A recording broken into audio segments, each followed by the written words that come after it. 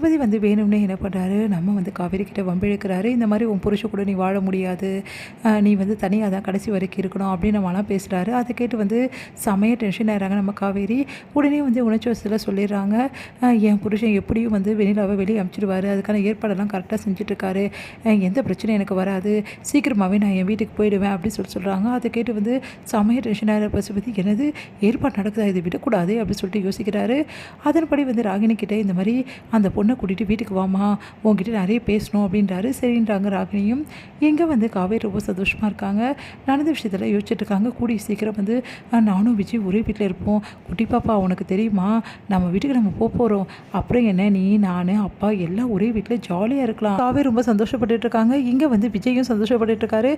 இப்போ எப்படியும் வெண்ணிலாவோட மாமாவை கூட்டிகிட்டு போயிட்டு வெண்ணிலா கிட்ட விட்டுருவோம், அதுக்கப்புறம் என்ன வெண்ணிலா அவங்க கூட போயிடுவா, அதுக்கப்புறம் எந்த பிரச்சனையும் கிடையாது.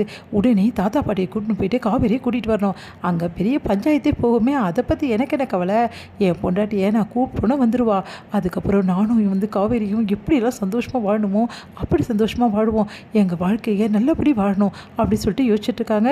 என்னப்பா என்ன யோசிச்சுட்ருக்க அப்படி சொல்லிட்டு வெண்ணிலாவோட மாமா கேட்குறாரு. ஒன்றும் இல்லைங்க, நீங்கள் இன்றைக்கே கூட்டின்னு வந்துடுவீங்களா வெண்ணிலா, சரிப்பா நான் இன்றைக்கே கூட்டின்னு வந்துடுறேன் அப்படின்னோடனே, ரொம்ப சந்தோஷங்க ரொம்ப தேங்க்ஸுங்க அப்படின்னு. நான் தான்ப்பா தேங்க்ஸ் சொல்லணும், வெண்ணிலாவுக்கு நான் புரிய வைக்க வேண்டியது என்னோட வேலைப்பா, நீ கவலைப்படாத, நீ சந்தோஷமாக இரு அப்படின்னோடனே, எனக்கு நிம்மதியாக இருக்குது சார், இப்போ தான் என் பொண்டாட்டி என் வீட்டுக்கு வந்துடுவா, ஆனால் நிம்மதி இல்லாமல் இருந்தேன் சார், ரொம்ப தேங்க்ஸ் சார் அப்படின்னோட, பார்த்துக்கலாம்ப்பா வாப்பா அப்படி சொல்லிட்டு கூப்பிட்றாங்க.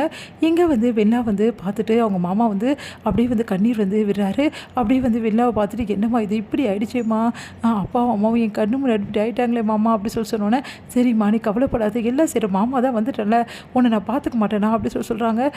சரிம்மா மாமா போகலாம் அப்படி சொன்னோன்னே, வெண்ணிலா வந்து நான் எதுக்கு வரணும் அப்படின்னோடனே எல்லாருமே அதிர்ச்சி அடைகிறாங்க.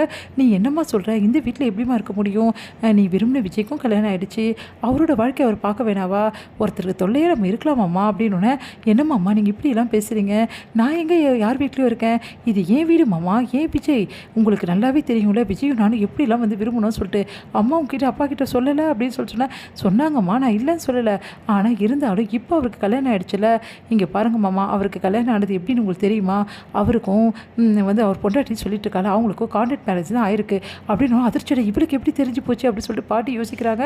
தாத்தா வந்து உனக்கு எப்படிமா தெரியும், எனக்கு எல்லாமே தெரியும் அப்படின்றாரு. அது கேட்டு விஜய் வந்து செம்மையாக டென்ஷன் ஆகிறாரு.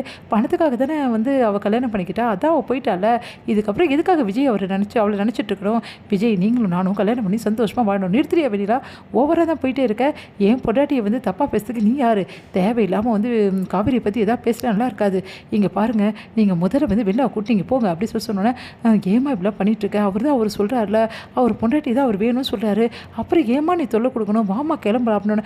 என்னம்மாம்மா நீங்கள் கொஞ்சம் கூட புரியாமல் பேசுகிறீங்க, எனக்கு விஜய் வேணும் மாமா, நான் என்னால் வர முடியாது மாமா அடம் பிடிக்கிறாங்க. அவர் எவ்வளோ சொல்லி பார்க்குறாரு, ஆனால் வெளில கேட்குற மாதிரி இல்லை. இது என்ன பார்த்தா விஜய்க்கு தலையை சுற்றுது, வெளியில் இங்கேருந்து போய் ஆகணும், இப்போ என்ன பண்ணுறதுன்னு தெரியலையே, தாத்தா ஏதாவது செய்யுங்க தாத்தா கிட்ட சொல்கிறாரு.